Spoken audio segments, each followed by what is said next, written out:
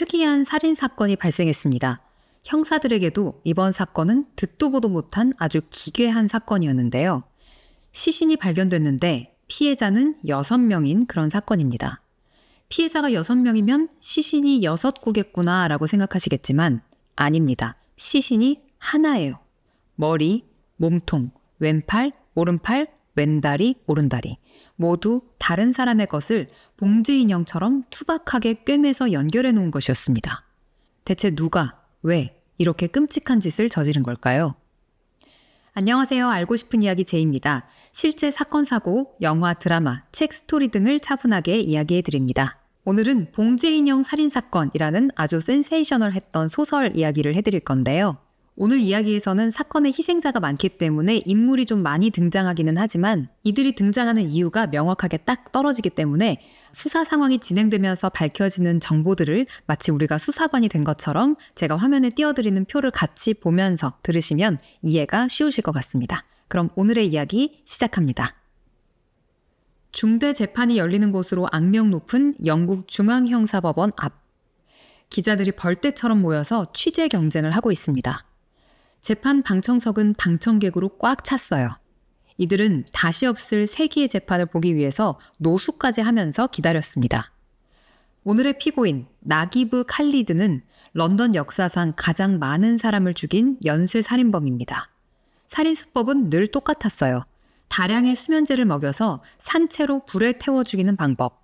그래서 칼리드는 방화살인범이라고 불립니다. 그리고 그를 체포한 수사관의 이름은 윌리엄 올리버 레이튼 폭스, 줄여서 울프라고 불리는데요. 그는 현재 피의자인 칼리드만큼이나 논란의 중심에 서 있습니다.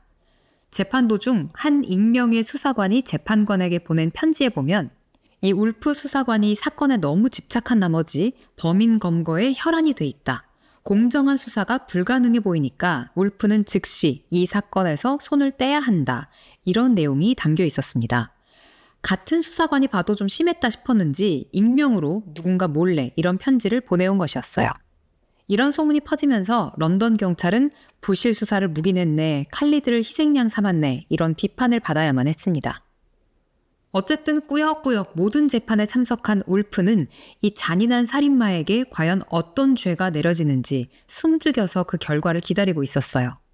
배심원단의 투표가 진행되고 드디어 판사가 입을 엽니다.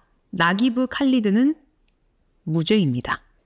칼리드는 손에 얼굴을 묻고 안도감에 몸을 떨었어요. 그 순간 이 사건을 집착적으로 수사해왔던 울프 형사가 피고인석으로 몸을 날려 그를 마구 때리기 시작합니다. 법정 경위가 막을 틈도 없이 단 몇 초 만에 벌어진 일이었어요. 우당탕탕 한바탕 대소동이 벌어지고 결국 한 법정 경위가 곤봉을 휘둘러 울프의 손목을 박살내고 맙니다. 재판 결과와 상관없이 울프는 그를 살인범이라고 확신하고 있는 것 같죠. 그로부터 4년이 흐른 어느 날 새벽 3시, 울프의 전화가 시끄럽게 울립니다. 울프는 잠이 덜 깬 목소리로 불평을 합니다. 경감님 지금 저 휴가잖아요. 전화 너머로 굳은 목소리가 들려와요. 지금부터는 아니야. 현장으로 당장 나와. 그런데 이 현장이 굉장히 가까운 곳에 있었습니다. 바로 울프가 사는 집 맞은편 아파트였어요. 사건이 벌어진 현장에 도착한 형사들은 시신의 모습을 보고 말을 잃습니다. 마치 어떤 무대를 꾸며놓은 것처럼 전구만 딱 하나 스포트라이트처럼 비추고 있었고 거기에는 부자연스럽게 뒤틀린 몸이 천장에 매달려 있었습니다. 한쪽 다리는 피부가 검은 남자였는데 반대편 다리는 새하얗습니다. 또 한쪽 손은 큼지막한 남자 손이고 반대편 손은 까무잡잡한 여자의 손이었어요. 몸통은 마른 백인 여자, 그리고 얼굴은 검은 머리의 또 다른 사람. 이렇게 몸의 각 부위가 마치 봉제 인형처럼 한 땀 한 땀 투박하게 연결되어 있었습니다. 이제부터 이 사건을 봉제 인형 살인사건이라고 부를게요. 이 사건은 시체는 하나인데 피해자는 6명이었습니다. 자, 누가 누군지 지금부터 한 명씩 밝혀봐야겠죠?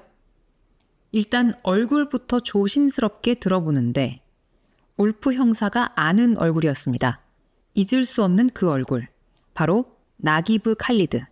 4년 전 감옥에 쳐넣기 위해서 최선을 다했지만 무죄로 풀려났던 그놈이었어요.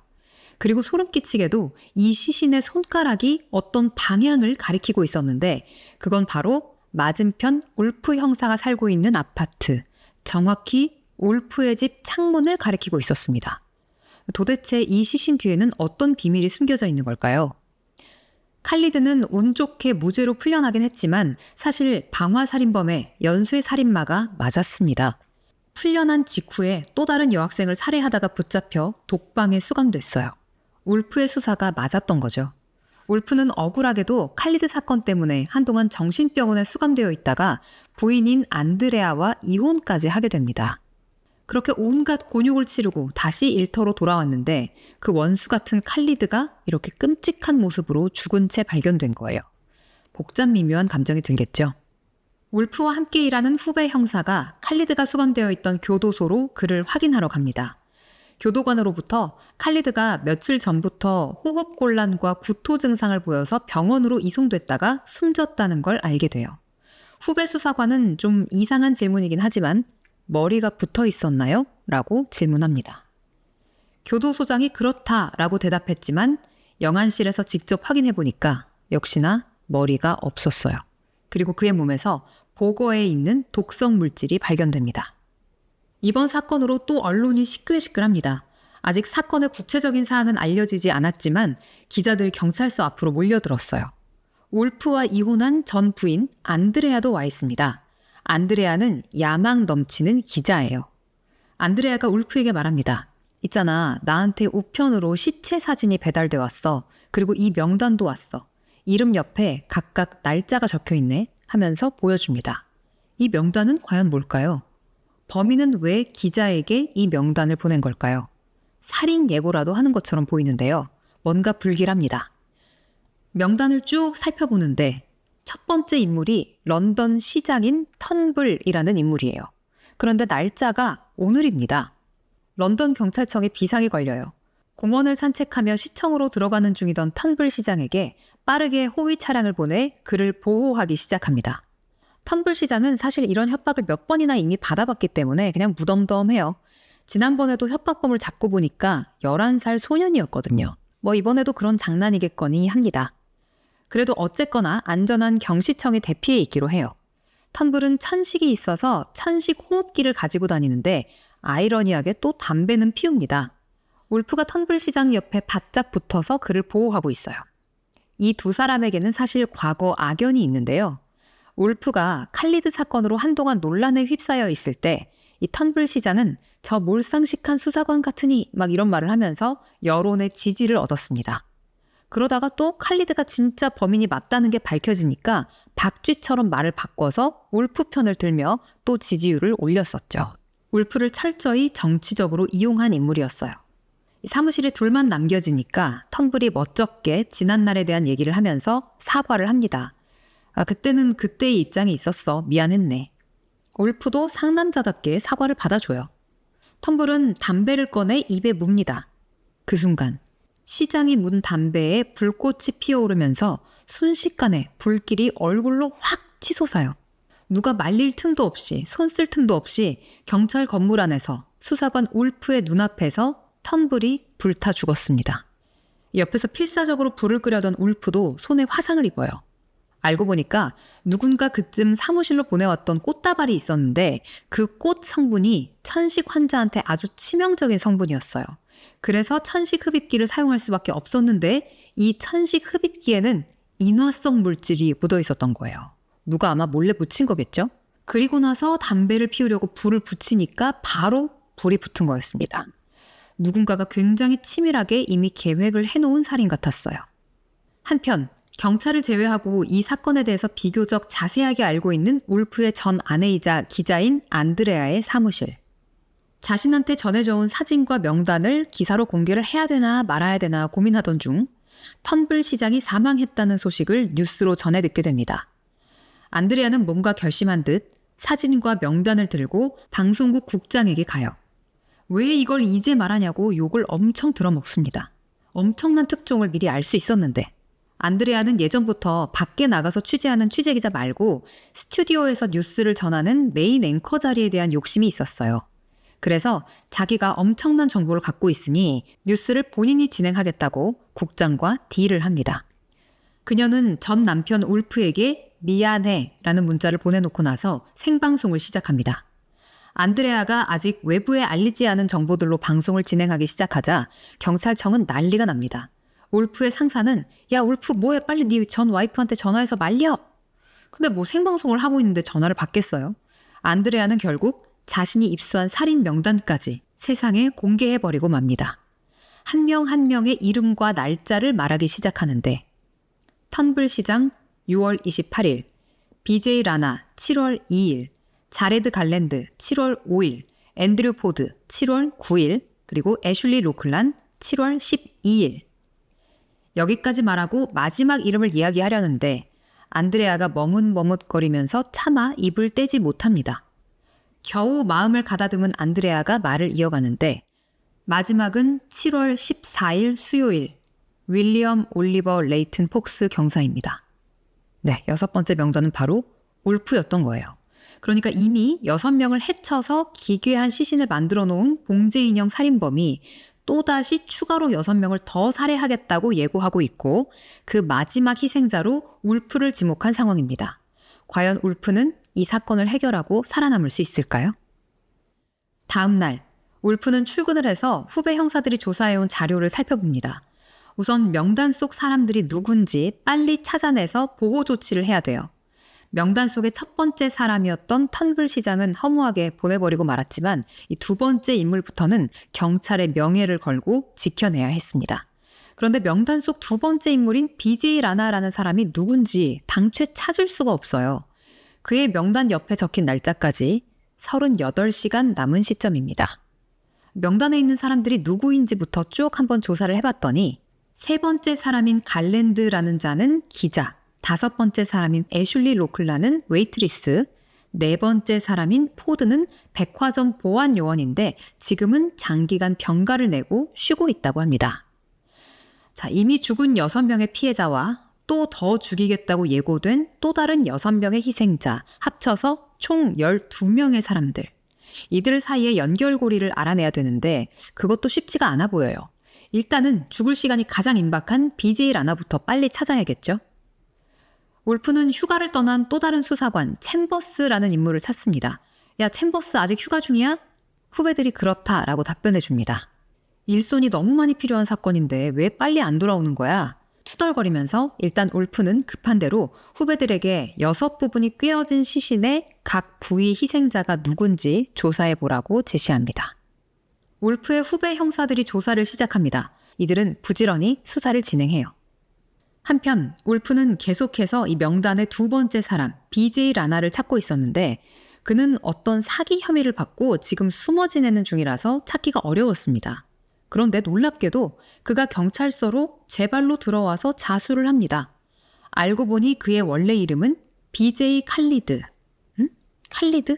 어디서 많이 들어봤죠? 아까 맨 처음에 등장했던 연쇄살인마.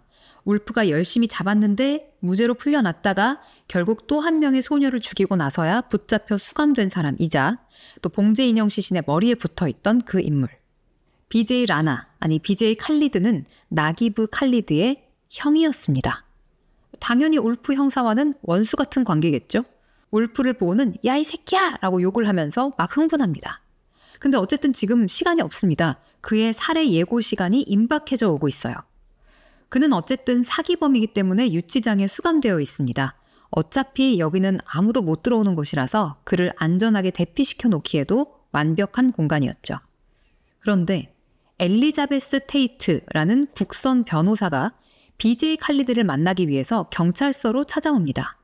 이 엘리자베스라는 사람은 돈 없고 힘없는 자들을 위해서 일해온 국선 변호사였어요. 아주 정의롭고 자비로운 인물입니다.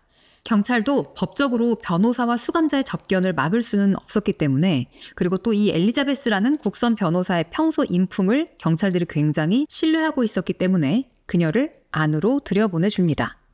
잠시 후 엘리자베스가 BJ 칼리드와의 접견을 마치고 나옵니다. 그녀의 눈에 눈물이 맺혀 있었어요. 울프가 얼른 그녀에게 다가가 묻습니다. 아니, 저 새끼가 뭐라고 했어요? 무슨 일이에요, 엘리자베스? 그런데 엘리자베스 변호사는 울프의 말을 듣는 둥 마는 둥 하고 서둘러 뛰어나가 버립니다. 잠시 후 BJ 칼리드는 피아노 선에 목이 감겨 죽은 채 발견됩니다. 울프는 이제서야 상황이 감이 잡혀요. 말도 안 돼. 그 훌륭한 인품의 엘리자베스가 왜 BJ 칼리드를? 울프는 얼른 뛰어나가서 엘리자베스를 붙잡아 보려고 하지만 그녀는 급하게 찻길을 뛰어서 건너다가 울프의 눈앞에서 버스에 치여 즉사하고 맙니다. 며칠 뒤 조지나 테이트라는 여자가 손발이 묶여 비닐에 쌓인 채 도로에서 발견되는데요. 그녀는 엘리자베스 테이트의 딸이었어요. 엘리자베스는 딸을 인질로 협박을 받고 있었던 겁니다. 이 치밀하고 잔인한 살인마는 도대체 누구인 걸까요? 한편 봉제인형 시신의 왼팔 주인이 마이클 게이블 콜린스라는 로펌 변호사라는 사실이 밝혀집니다. 지금 이름이 너무 많이 등장하고 있어서 좀 헷갈리실 텐데 사실 이름이 중요하진 않고 이들이 왜 죽었는지 그게 나중에 밝혀지는데요. 그 이유에만 집중하면서 이야기를 들으셔도 됩니다.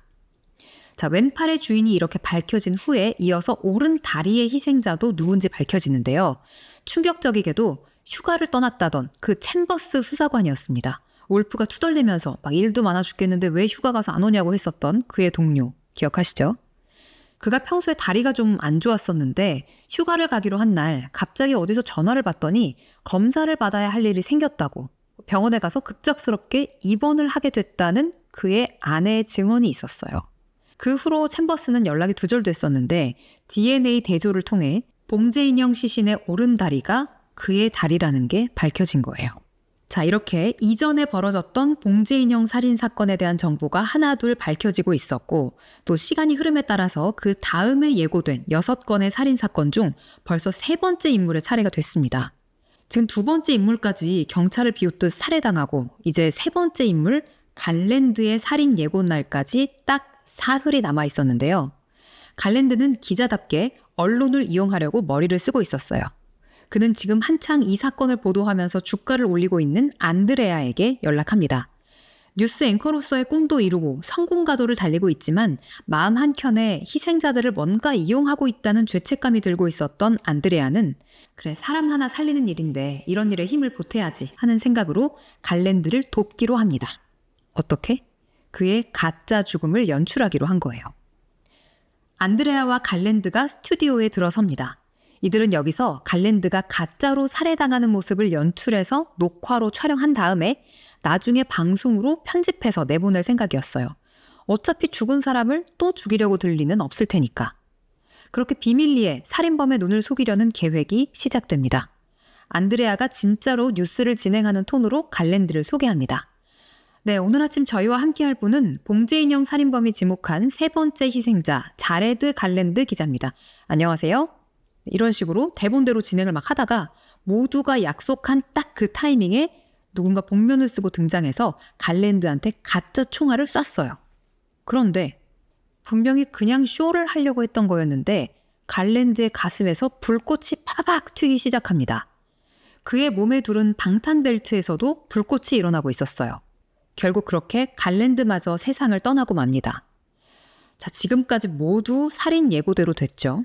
살인범이 뭔가 경찰 내부의 움직임을 미리 다 알고 움직이는 것 같은 느낌이 들지 않나요? 뭔가 수상합니다. 어쨌든 희생자들의 죽음을 비통해하고 있을 시간이 없어요. 이제 빨리 4번째 희생자를 지키러 가야 됩니다. 4번째 희생자인 앤드류 포드는 백화점 보안 요원인데 지금 쉬고 있는 인물이다라고 했었죠. 이 사람은 완전히 알코올 중독자의 폐인이 된 상태였습니다. 이 사람이 누구냐? 예전에 그 맨 처음 재판 장면에서 칼리드한테 무죄가 선고됐을 때 울프가 막 달려가서 그를 팼는데 울프를 말리면서 이 울프의 손목을 곤봉으로 박살냈던 그 법정 경위. 그 사람이 바로 4번째 명단에 있는 포드였습니다. 포드는 자신이 결국 방화살인범을 구한 인물이 된 꼴이라면서 자조적인 태도를 보이고 있어요. 정신을 바짝 차려도 이 살인마가 짜놓은 판에서 살아남을까 말까인데 알코올 중독에 정신 상태도 온전하지 못한 그는 결국 살인마를 이기는 방법은 이것뿐이다 라고 하면서 스스로 목숨을 끊는 선택을 해버리고 맙니다. 자, 지금까지의 스토리 잘 따라오고 계시죠? 봉제인형 시신과 관련된 인물들을 정리해보면 머리는 나기브 칼리드, 아까 맨 처음에 그 방화 살인범, 그리고 몸통은 어떤 문신을 단서로 메들린 에이어스라는 사람인 것으로 밝혀졌는데 이 사람은 칼리드를 변호했던 변호사였어요. 이 사람은 자신이 이끄는 사건에서 승소하기 위해서 허위 사실까지 퍼뜨려가면서 칼리드를 변호했습니다. 그리고 왼팔의 주인은 마이클 게이블 콜린스라는 사람인데 요 바로 앞에 얘기했던 칼리드의 변호사랑 같은 로펌에서 일하던 인물입니다. 이 인물이 죽은 이유는 잠시 후에 말씀드릴게요.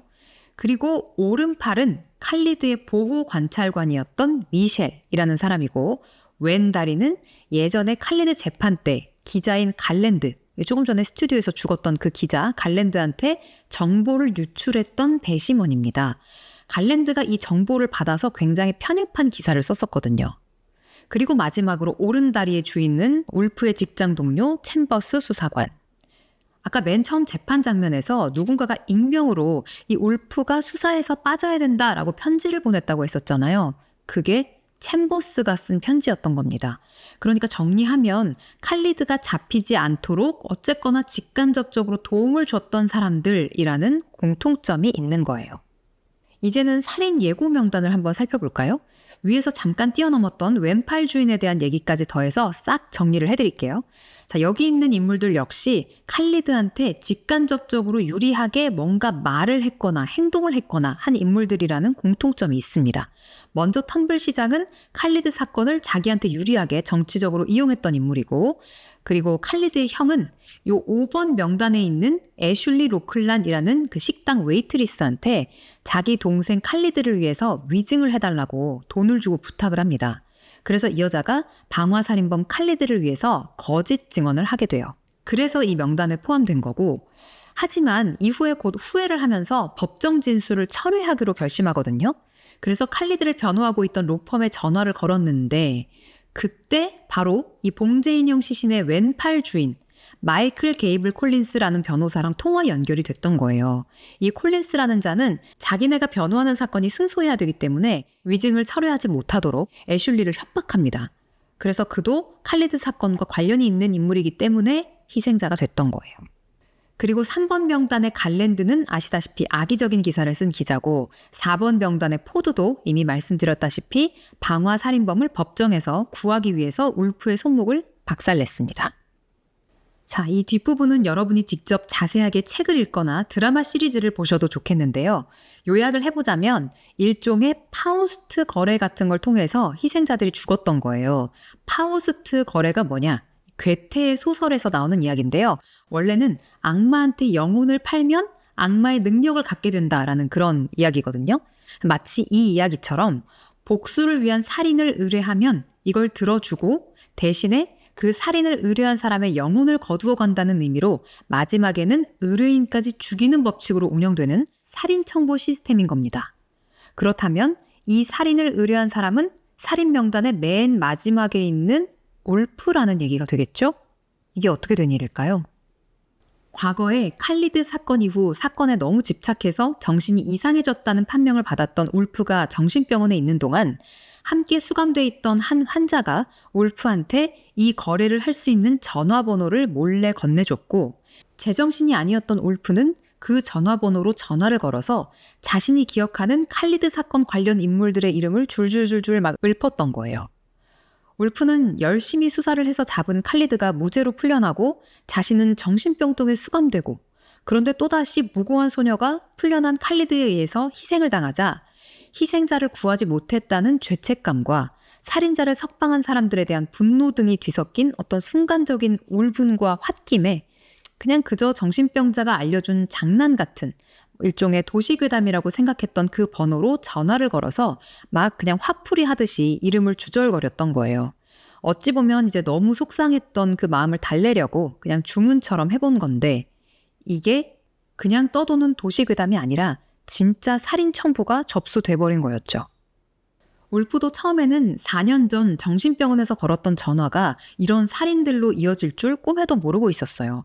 그런데 수사에 참여하면서 자신이 읊었던 정확한 그 명단대로 사람이 하나씩 죽어나가는 걸 보면서 아 설마 하다가 맞구나 이렇게 된 거였습니다.